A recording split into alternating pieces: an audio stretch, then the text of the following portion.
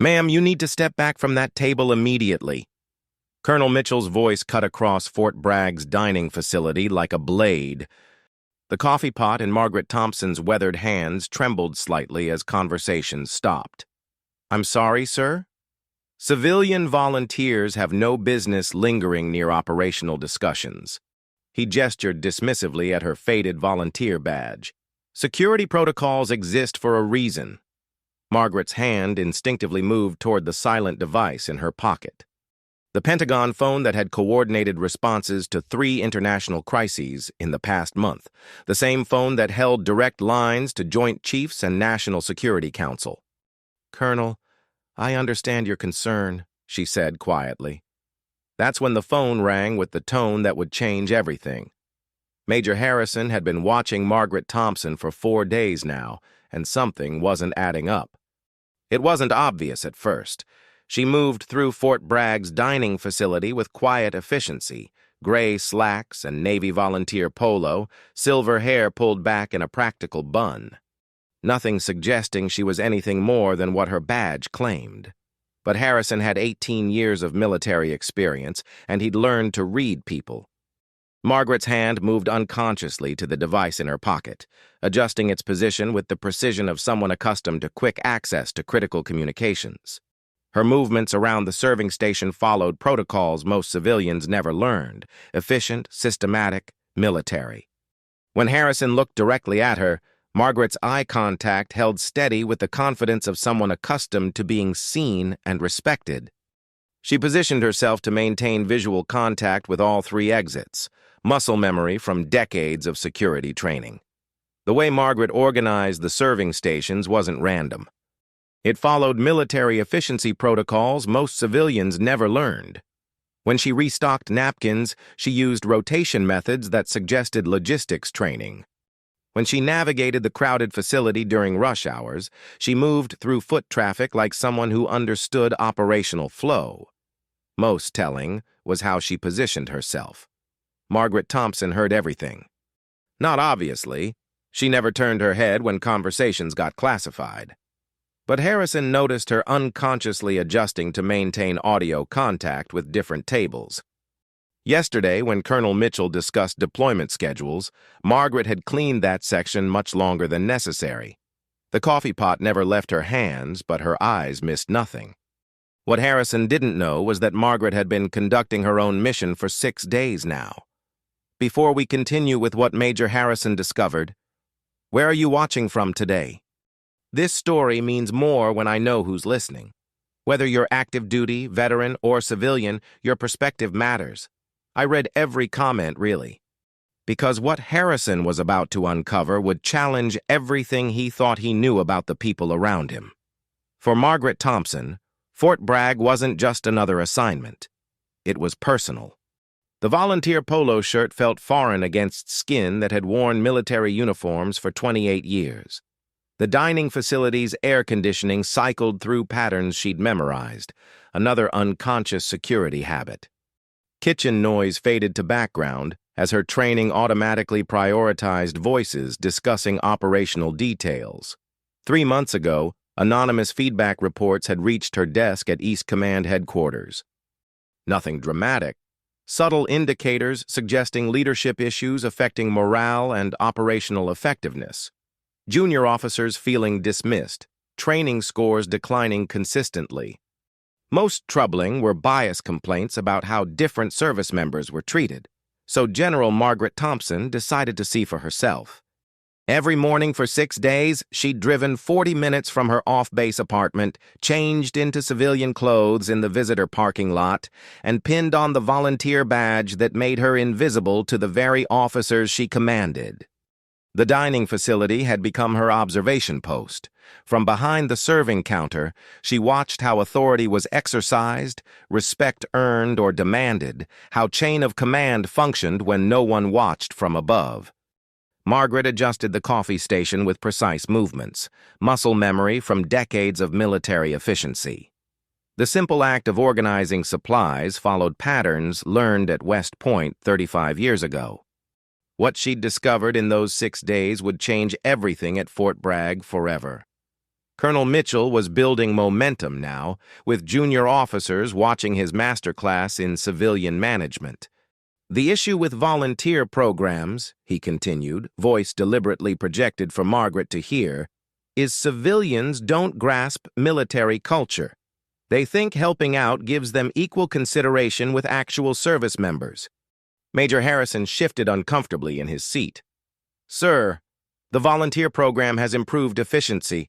At what cost, Harrison? Giving retirees something to do? Mitchell cut him off smoothly. Sure, work gets done. But let's not pretend there's strategic value in their perspective on military operations. Margaret's breathing remained controlled, using techniques learned in high-stress command situations. Her shoulders straightened slightly, command presence fighting against civilian disguise. The coffee pot never trembled, despite the condescension in Mitchell's voice cutting deep. The fluorescent lights seemed harsher now, creating sharp shadows that matched the tension in the room. Margaret continued serving, movements steady and professional. But Harrison noticed her efficiency had increased, covering more ground faster, as if completing tasks to distance herself from the conversation. Take our server there, Mitchell gestured toward Margaret without lowering his voice. Probably a nice person. Maybe has grandkids, husband who serves somewhere. But does anyone seriously think she understands base operations enough to contribute meaningful insights? Captain Rodriguez looked nervous. Colonel, maybe we should what? Pretend everyone's opinion carries equal weight. That's exactly the thinking that weakens military effectiveness. Mitchell warmed to his theme, enjoying the teaching moment. You have to understand, hierarchy exists for a reason. Experience matters, training matters. Serving coffee doesn't qualify someone for strategic thinking. Margaret said nothing. Her silence held more authority than Mitchell's loud assertions. In her quietness lived the confidence of someone who didn't need to prove anything to anyone. Her calm was unshakable. What Mitchell failed to notice was how Margaret carried herself, with subtle authority that seemed inconsistent with his dismissive assessment. What Colonel Mitchell didn't know was that Margaret Thompson had shaped the very strategies he implemented daily. The Pentagon device felt heavier in her pocket, representing the authority she couldn't use while undercover. Her civilian shoes felt unstable compared to military boots that had carried her through command decisions. The smell of institutional coffee brought back briefing rooms where her words shaped strategic operations. During her rise through East Command, she'd developed the regional training protocols Mitchell's unit followed. The efficiency standards he enforced? Margaret had written them. The security procedures he referenced? She'd created them after analyzing battlefield communication failures in Afghanistan. 28 years of service had taught her that effective leadership meant understanding people, not underestimating them. She'd learned to listen before speaking, observe before judging, and recognize that wisdom could emerge from unexpected sources. Her assignment to Fort Bragg wasn't random oversight, it was surgical intervention. Intelligence indicated that bias was affecting unit cohesion and operational readiness. Traditional inspections revealed nothing because officers performed differently when they knew they were being evaluated. So, she'd gone invisible. For 6 days, Margaret had documented 17 incidents of officers making decisions based on presumptions about gender, ethnicity, age, or civilian status, rather than actual evidence of competence. Mitchell's dismissive attitude wasn't isolated, it was systemic. But today's confrontation would provide the final evidence she needed to implement comprehensive changes throughout East Command. What happened next would transform not just Fort Bragg, but military leadership training across all branches. The phone's encrypted casing bore scratches from 3 deployments and countless crisis management calls. Margaret unconsciously checked the battery level, a habit formed during operations where communication meant survival. She positioned herself for optimal acoustic coverage, instincts honed by years of intelligence gathering. The dish towel in her hands grew damp with nervous energy she couldn't otherwise express. Private Williams watched from across the facility, fascinated by the quiet dignity Margaret maintained despite Mitchell's public humiliation. At 19, Williams was still learning to recognize authority that didn't announce itself. The lesson unfolding would change how she saw leadership forever. The Pentagon device represented more than communication. It symbolized 3 decades of decisions affecting thousands of lives. Strategic operations that had prevented conflicts, saved military units, and shaped international policy. The weight of that responsibility never left Margaret's thoughts, even while serving coffee to officers who dismissed her capabilities. Sarah Williams, the volunteer coordinator, observed the confrontation with growing protective instincts. 5 years coordinating volunteers had taught her to recognize when good people faced unfair treatment. Her maternal instincts flared, but military hierarchy confused appropriate responses. The ritual of checking the device had become unconscious: battery level, signal strength, encryption status. These micro-behaviors revealed training most civilians never received. The phone wasn't just technology, it was Margaret's connection to a world where her expertise guided global military strategy. What they didn't realize was that this quiet woman serving their coffee had briefed presidents, advised joint chiefs, and made recommendations that shaped international military policy. The device that Colonel Mitchell would soon hear was about to remind everyone in that dining facility what real authority sounded like. Lieutenant Colonel Barnes had been reviewing deployment reports when something about the volunteer server caught his attention. The way she moved, the unconscious military bearing, the professional spatial awareness, it triggered a memory from 6 months ago. Barnes stared at Margaret with dawning recognition, his mind processing impossible mathematics. The woman serving coffee. The woman Mitchell dismissed. The woman whose strategic briefings had shaped his entire deployment. The pieces clicked into place with stunning clarity. Recognition hit Barnes like a physical blow. He'd briefed this woman on strategic operations just 6 months ago. Military protocol demanded immediate respect, but the situation defied normal response. His military bearing straightened as recognition dawned, body language speaking before words. Captain Rodriguez noticed Barnes's sudden tension. "Sir, are you—" "Rodriguez," Barnes whispered urgently. "Do you know who that is?"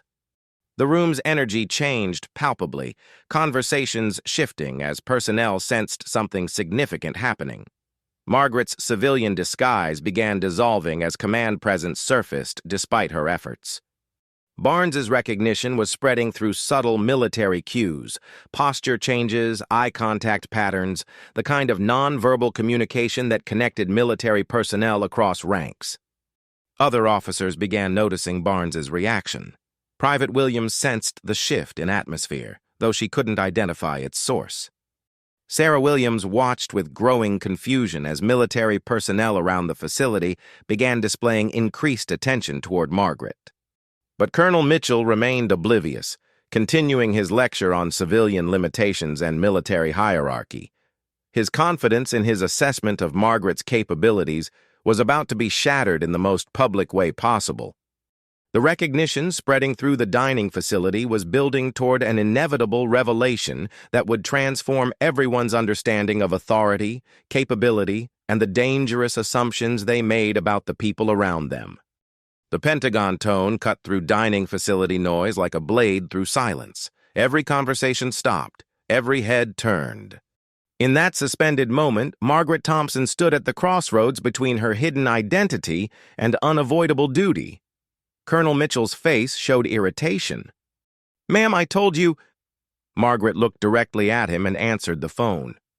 "General Thompson." Silence filled the dining facility like water rushing into a vacuum. The word general hung in the air, transforming everything it touched.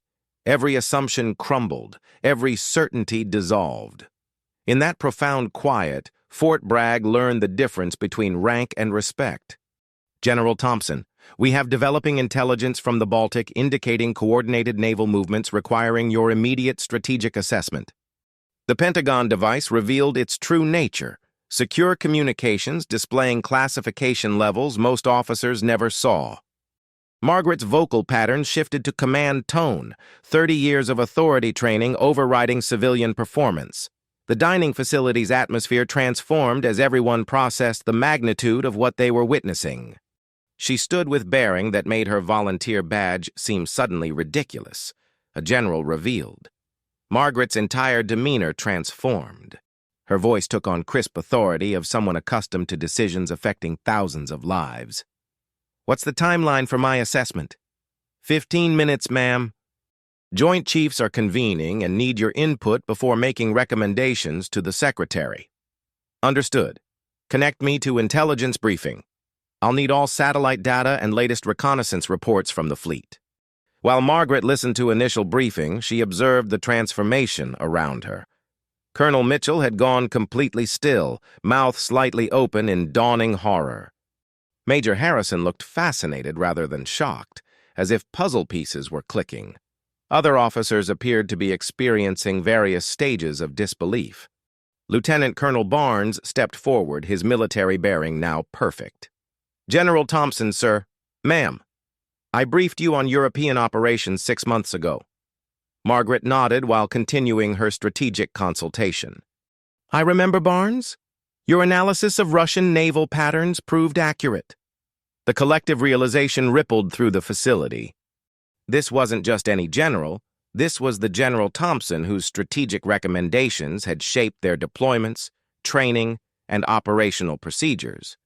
What followed was the most uncomfortable hour in Colonel Mitchell's 15-year career. General Thompson, still wearing her volunteer polo and gray slacks, conducted an impromptu after-action review that would become legendary throughout Fort Bragg and the entire Army leadership program. "Gentlemen," she began, addressing the officers frozen at their table while the dining facility quietly evacuated to give them privacy.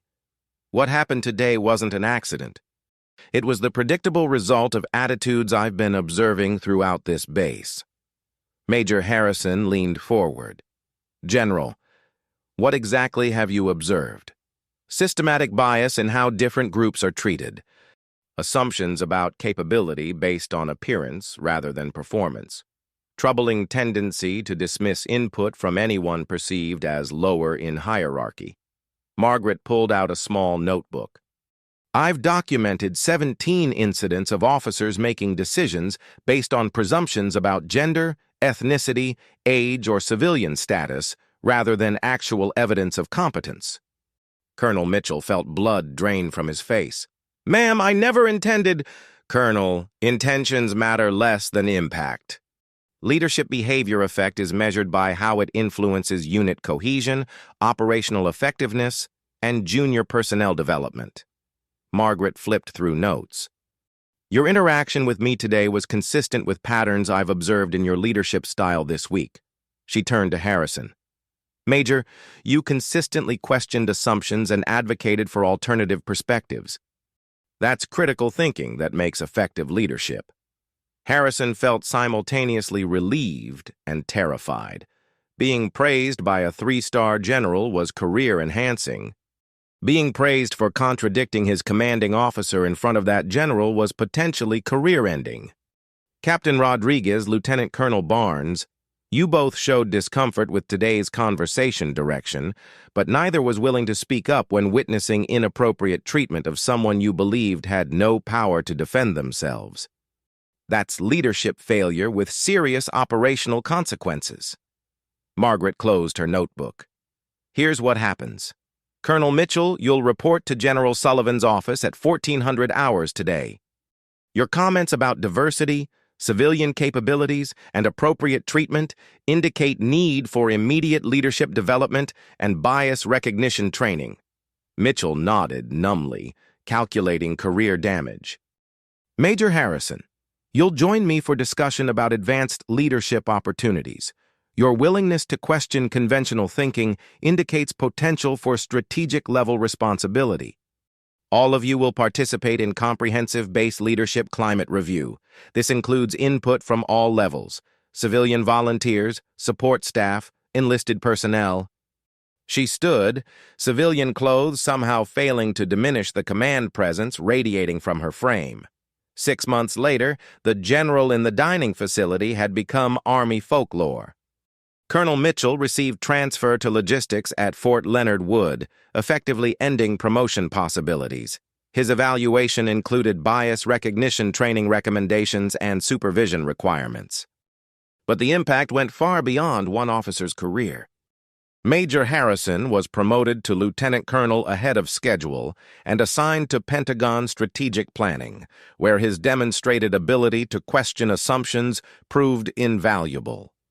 Captain Rodriguez and Lieutenant Colonel Barnes received additional leadership development, specifically focused on moral courage required to speak up when witnessing inappropriate treatment. The Fort Bragg incident became centerpiece of new Army-wide leadership program called Hidden Strength. The program focused on teaching officers to recognize talent regardless of packaging, understanding that military effectiveness depended on seeing beyond surface assumptions. General Margaret Thompson received her 4th star 18 months later, becoming one of the highest-ranking female officers in Army history. Her promotion ceremony was held at Fort Bragg, with hundreds in attendance. Leadership requires humility to recognize that wisdom can come from unexpected sources, she said. It requires courage to question your own assumptions, especially about the worth and capability of other human beings. The volunteer program at Fort Bragg expanded to include former executives, retired teachers, skilled tradespeople whose civilian expertise enhanced base operations in ways traditional military training sometimes couldn't address. But the most significant change was cultural. The incident sparked Army-wide conversations about respect, assumption, and hidden potential in every person. Officers questioned their biases more carefully. Enlisted personnel felt more valued. Civilian staff experienced improved treatment and greater integration. The goal wasn't to embarrass anyone or prove points about hidden identities, General Thompson explained to a military leadership conference.